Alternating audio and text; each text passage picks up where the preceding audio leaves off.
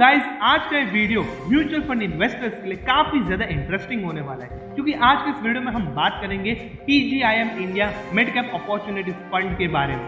यानी कि आज के इस वीडियो में हम पूरा रिव्यू करने वाले हैं PGIM India mid cap opportunities fund के बारे में। तो चलिए शुरू करते हैं इस वीडियो को और सबसे पहले जान लेते हैं इनके फंड मैनेजर्स के बारे में। तो मिस्टर अनिरुद्ध नाहा एंड विवेक शर्मा संभालते हैं इसके इक्विटी पोर्शन को, वहीं पर जो डेप्थ पोर्शन है वो संभाला जाता है मिस्टर पुनीत पल के द्वारा। वहीं पर PGIM India mid cap opportunities fund की शुरुआत 2 दिसंबर 2013 में की गई थी। आगे चलते हुए इसके बेंचमार्क पे नजर डाल लेंगे तो PGIM India mid cap opportunities fund का बेंचमार्क है निफ्टी मिड कैप 150 TRI। वहीं पर इस फंड के डायरेक्ट प्लान और ग्रोथ प्लान दोनों के एक्सपेंस रेशियो देख लेंगे तो वो दोनों के दोनों एक्सपेंस रेशियो है 0.46% के आसपास के। वहीं पर इस वीडियो में आगे चलकर हम नजर डालेंगे इस फंड के इन्वेस्टमेंट के ऑब्जेक्टिव और कैसे रहते हैं इस फंड की स्ट्रेटेजी इन्वेस्टमेंट की, ये जान लेते हैं। तो सबसे पहले ये जो फंड है वो मिड कैप इक्विटी और मिड कैप स्टॉक्स में इन्वेस्ट करता है। वहीं पर इस फंड का मेन ऑब्जेक्टिव ये रहता है कि ये लोग लॉन्ग टर्म में अपने इन्वेस्टर्स को ह्यूज कॉर्पस बना के दे, साथ ही साथ जो निवेशक का पैसा है उसको कम रिस्क पे लगाए और रिटर्न्स ज्यादा ला कर दे। वहीं पर अब बात कर लेते हैं इनके इन्वेस्टमेंट स्ट्रेटेजी पर। तो सबसे पहले जो म्यूचुअल फंड है वो top down and bottom up approach के साथ चलता है। यानी अगर ये म्यूचुअल फंड किसी भी स्टॉक में इन्वेस्ट कर रहे हैं तो वो earning growth, financials, price to earnings, book ratio और न जाने कितनी सारी फैक्टर्स को चेक करेगा और उसके बाद ही उस कंपनी में इन्वेस्टमेंट्स करेगा। और हम आपको बता दें मिड कैप फंड्स एक ऐसे फंड्स होते हैं जो कि मिड कैप स्टॉक्स में इन्वेस्ट करते हैं, जहां पर उनको सेबी के मुताबिक लगभग 65% का अपना पैसा मिड कैप कंपनीज में इन्वेस्ट करना होता है।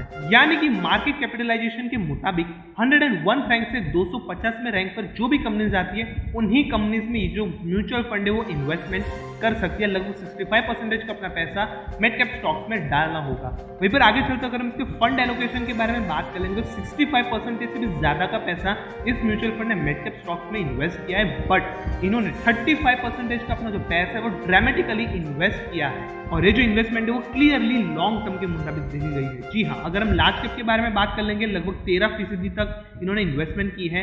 वहीं पर अगर हम लेटेस्ट देख लेंगे मिड कैप में इन्होंने 68% की इन्वेस्टमेंट की है। वहीं पर स्मॉल कैप्स में की बात कर लेंगे 10% तक इन्वेस्टमेंट की है। वहीं पर कैश एंड GSEC के बारे में बात कर लेंगे तो वहां पर 8% तक इन्होंने इन्वेस्टमेंट अपने फंड जो है वो एलोकेट किया हुआ है। और हम आपकी जानकारी के लिए बता दें कि ये जो पूरा का पूरा डेटा है वो फाइनेंशियल ईयर 2022 के एंड में रिलीज किया गया है। तो ये हाल फिलहाल का लेटेस्ट डेटा है regarding PGIM India mid cap opportunities fund. वहीं पर आगे चलते इस वीडियो को आगे बढ़ाते हैं और अपने नेक्स्ट टॉपिक पर आते हैं जो कि है फंड ओवरव्यू। सबसे पहले PGIM India mid cap opportunities fund का टोटल AUM देख लेंगे। 7,617 करोड़ का इसका AUM है। एग्जिट लोड हमें 0.50% देना होगा। अगर हम 90 दिनों के अंदर अंदर इस फंड से अपना पैसा रिलीज करवा लेते हैं तो हमें 0.50% का पैसा पे करना होगा as a exit load. Benchmark के बारे में बात कर लेंगे। निफ्टी मिड कैप 150 TRI इसका बेंचमार्क रहा है। वहीं पर पोर्टफोलियो टर्नओवर रेशियो देख लेंगे 0.88 टाइम्स है, जो कि अगेन काफी बढ़िया हमें नजर आ रहा है। तो अभी तक तो हमने ठीक ठाक सी इंफॉर्मेशन इकट्ठा कर लिया, लेकिन अब हम थोड़ी सी एडवांस इंफॉर्मेशन पे जाते हैं। और अब वो इंफॉर्मेशन है कि इसके पोर्टफोलियो में कौन कौन से स्टॉक्स रहे हैं और कौन कौन से स्टॉक से एग्जिट किया है इस म्यूचुअल फंड में। तो सबसे पहले हम आपको एजुकेशनल पर्पस के लिए बता दें कि यहाँ पर इस म्यूचुअल फंड में टोटल 44 स्टॉक्स शामिल रहे हैं। वहीं पर जनवरी 2022 के मुताबिक अगर हम देख लेंगे जहां से इस म्यूचुअल फंड ने एग्जिट ली है उन कंपनीज का नाम है ABB India, TVS Motors, HDFC और ICICI बैंक जैसे बड़े बड़े स्टॉक से इस म्यूचुअल फंड ने एग्जिट ले ली है। अब आगे बढ़ेंगे इस वीडियो में नजर डालेंगे कौन कौन से स्टॉक्स में इस म्यूचुअल फंड ने इन्वेस्टमेंट करी है। तो 2023 में federal bank, Kajaria ceramics, Cummins India जैसी बड़ी बड़ी कंपनीज में अपना वेटेज इस फंड ने अपना बढ़ाया है। वहीं पर आपके सामने इस फंड के पोर्टफोलियो के टॉप 10 स्टॉक्स आपके सामने मौजूद है स्क्रीन पर। आप चाहो तो इस वीडियो को पॉज करके इसका स्क्रीनशॉट ले सकते हो और आराम से टॉप 10 स्टॉक्स को स्टडी कर सकते हो। वहीं पर अब आगे चलते हैं और इस फंड के रिटर्न्स के बारे में हम जान लेते हैं। तो सबसे पहले हमने इसके रिटर्न्स को ऑर्डिनरी देखेंगे। एक साल में -0.85% के रिटर्न्स, 3 साल में 32% के रिटर्न्स, 5 साल में 18% के रिटर्न्स।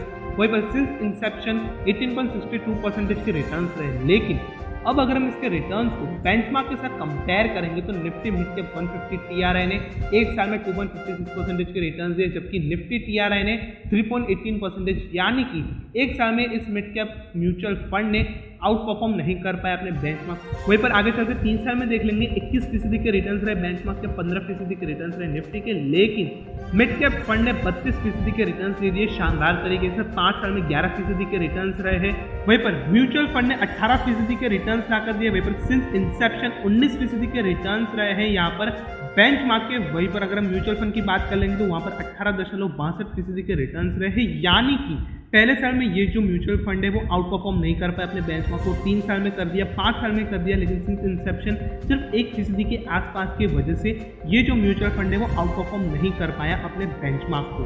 बाकी अगर हम ओवरऑल देखेंगे तो ठीक ठाक तरीके से ये जो म्यूचुअल फंड है वो आउट परफॉर्म करता हुआ हमें नजर आ रहा है। तो अगर हम यहाँ पर एक सिंपल सी बेसिक कैलकुलेशन कर लेंगे तो यहाँ पर अगर आप सिंस इंसेप्शन से 10,000 रुपये की SIP की होती तो आज की तारीख में हाल फिलहाल आपके पास 25.24 लाख रुपए आपके सामने होते। इस वीडियो में आगे बढ़ते हुए नजर डाल लेते हैं रिस्क के बारे में। तो सबसे पहले इस स्कीम का जो रिस्क है वो वेरी हाई नजर आता है, क्योंकि यहाँ पर ये जो म्यूचुअल फंड है वो मिड कैप म्यूचुअल फंड है जो कि उन्हीं कंपनीज में इन्वेस्ट करता है जिनका पायदान 100वें रैंक के बाद आता है, लेकिन 250 के पहले आता है। वहीं पर अगर हम बेंचमार्क के रिस्क की बात करेंगे तो बेंचमार्क का risk Nifty mid cap 150 TRI का भी जो रिस्क है वो वेरी हाई है। सो यहाँ पर स्कीम का रिस्कोमीटर भी वेरी हाई है, वहीं पर बेंचमार्क का भी रिस्कोमीटर काफी वेरी हाई हमें नजर आ रहा है। वहीं पर इस वीडियो में आगे बढ़ेंगे और नजर डालेंगे इसके रेशियोज के बारे में। तो स्टैंडर्ड डेविएशन देख लेंगे जो कि काफी इंपॉर्टेंट हो जाता है। 18.35% इसका स्टैंडर्ड डेविएशन है। आगे चलते हम बेटा को देख लेंगे। तो सबसे पहले बेटा एक मात्र ऐसा रेशियो है जो कि म्यूचुअल फंड के रिस्क को कंपेयर करता है विद बेंचमार्क के रिस्क से साथ। अगर ये बेटा 1 से कम है तो ये जो है वो अपने बेंचमार्क से कम रिस्क ले रहा है और बढ़िया रिटर्न्स लाकर दे रहा है। तो अगर हम इसके बेटा पे नजर डालेंगे तो वो है 0.94 का, यानी कि ये जो फंड है वो लेस वोलेटाइल है as comparing to its benchmark. आगे चलते हम अगर तीसरे रेशियो पे नजर डालेंगे जो कि शार्प रेशियो, यानी कि रिस्क टू रिवॉर्ड रेशियो कितना है, यानी कि कितने रिस्क पर ये कितना रिवॉर्ड दे रहा है। तो 1.33% इसका शार्प रेशियो है, यानी कि इसके 1 टाइम रिस्क पर हमें 1.33% के एक्स्ट्रा रिटर्न्स देते हुए नजर आ रहा है। तो सबसे पहले अगर हम इसका कंक्लूजन निकालें इस म्यूचुअल फंड का, तो अगर आप एक लॉन्ग टर्म इन्वेस्टर हो तभी आप इस म्यूचुअल फंड में इन्वेस्ट कीजिएगा। अगर हमने रिटर्न्स की बात कर लेंगे तो रिटर्न्स का चार्ट आपके सामने फिर से मौजूद है। अगर आप रिटर्न्स को देख लेंगे तो काफ़ी बढ़िया नहीं रहे हैं। जी हाँ, अगर हम रिटर्न्स को ही देख लेंगे तो 1 साल, 3 साल, 5 साल बीच बीच में ये जो म्यूचुअल फंड है वो बेंचमार्क को आउट परफॉर्म कर रहा है, लेकिन 1 साल के देख लेंगे नेगेटिव रिटर्न्स रहे, लेकिन सिंस इंसेप्शन से 1% ही नीचे रहा है बेंचमार्क से। सो अगर आप एक लंबी अवधि के निवेशक हो 5 साल 10 साल, तभी आप इस म्यूचुअल फंड में इन्वेस्ट कीजिएगा। आप SIP के जरिए भी इसमें बढ़िया इन्वेस्टमेंट कर सकते हो और बढ़िया कॉर्पस बना सकते हो। वहीं पर आप यहाँ पर लमसम के जरिए भी बढ़िया इन्वेस्टमेंट करके बढ़िया पैसा हासिल कर सकते हो। तो खैर कहीं ना कहीं हम आशा करते हैं कि इस वीडियो में देखिए हमारी तरफ से जानकारी आपको पसंद आई होगी। अगर पसंद आए तो इस वीडियो को लाइक कर दीजिए और फटाफट हमारे चैनल को सब्सक्राइब कर लीजिए।